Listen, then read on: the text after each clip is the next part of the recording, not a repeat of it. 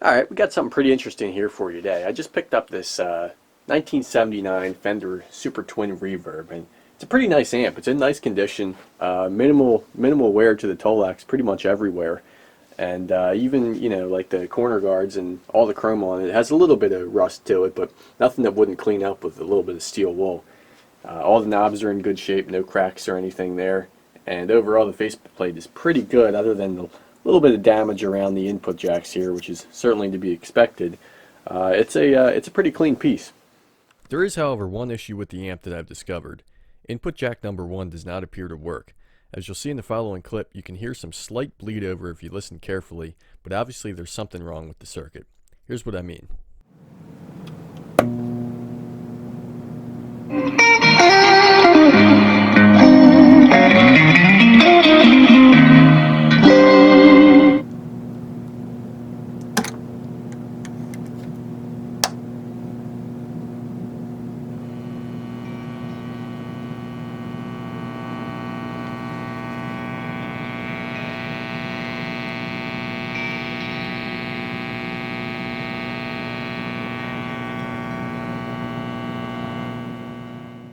In order to locate and fix the cause of this problem, we're going to need to take a look inside of the amp.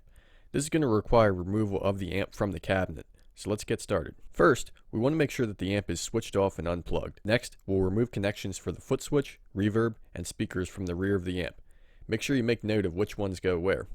We can also remove the screw-mounted cable holder securing the power cord. Now we can start the process of unscrewing the amp from the cab. I'm going to start with the screws along the back.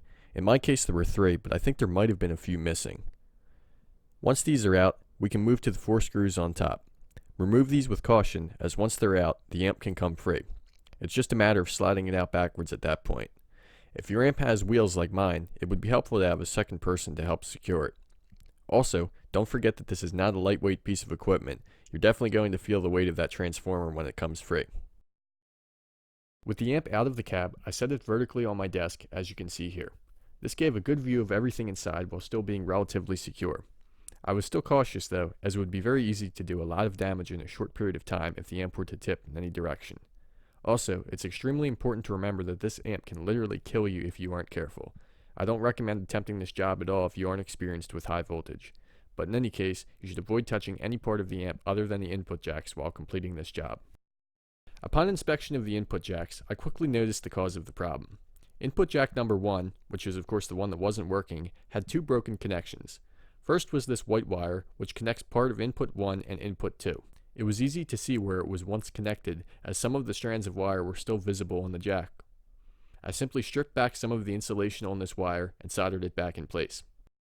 Close inspection revealed that there was also a resistor connected to the bottom side of the jack that had come loose, so a quick dab of solder had this joint back in action.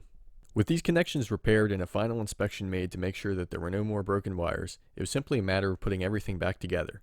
The amp was carefully slid back into the cabinet and lined up with the screw holes along the back. These screws, along with the 4 on top, were reinstalled. With the amp secure in place, I reconnected the speakers, reverb tank, foot switch, and power cord. Now it was simply a matter of going for a test drive.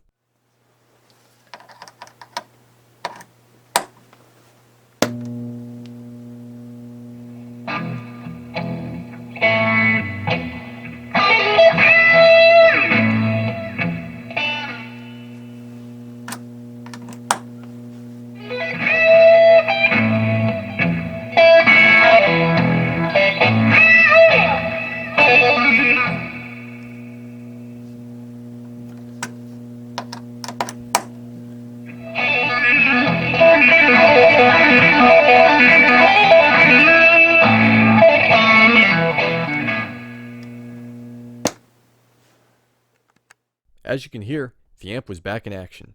The repair was effective and the input jack was functioning again. This marks the end of the job. If this video was useful to you, please give it a thumbs up. If you have any questions at all, leave them in the comment section and I'll address them promptly. And of course, please consider subscribing if you haven't already for more repair content like this. Thank you.